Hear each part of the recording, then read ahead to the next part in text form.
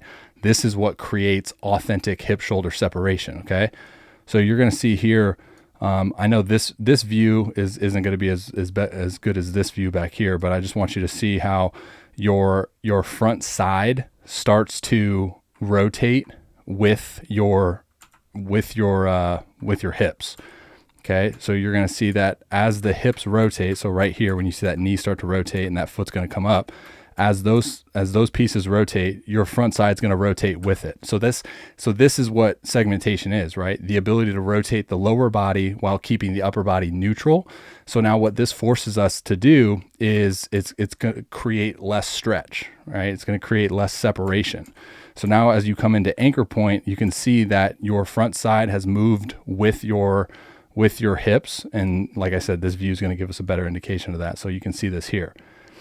So as soon as you come into landing, you're going to see that your shoulder and your rear hip bone basically just start moving together, right? And then boom, you anchor down, and you can see that there's no disassociation, there's no segmentation, there's no stretch. So due to that fact of the inability to segment, what we have now is the limited separation is going to cause like this kind of pushing ball into release arm action. So you can see that as soon as you anchor down, boom, here, now you're kind of just forced to then complete rotation with your trunk and push your arm through release instead of pulling it through. All right. So now you have limited layback, external rotation, right? So you're not creating that whippy arm action that we want because of that limited separation due to the inability to segment. See how that all kind of like plays into one another, right? Like, so we don't segment properly, right? That allows us to create minimal amounts of stretch or like rotational energy, torque. So now that forces us to have minimal amounts of arm speed or arm speed restriction. Okay.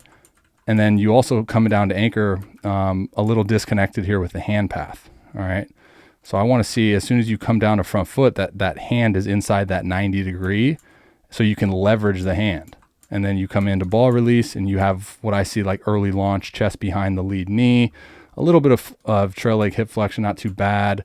You kind of just push this ball into release here, right?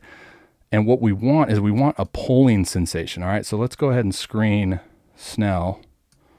I love watching Snell. Snell does a lot of things really, really well, okay? So watching Snell, let's see, where's the best place for this thing? All right, so very similar in regards to forward momentum for you and him. Now you're going to see him load up the drive leg here.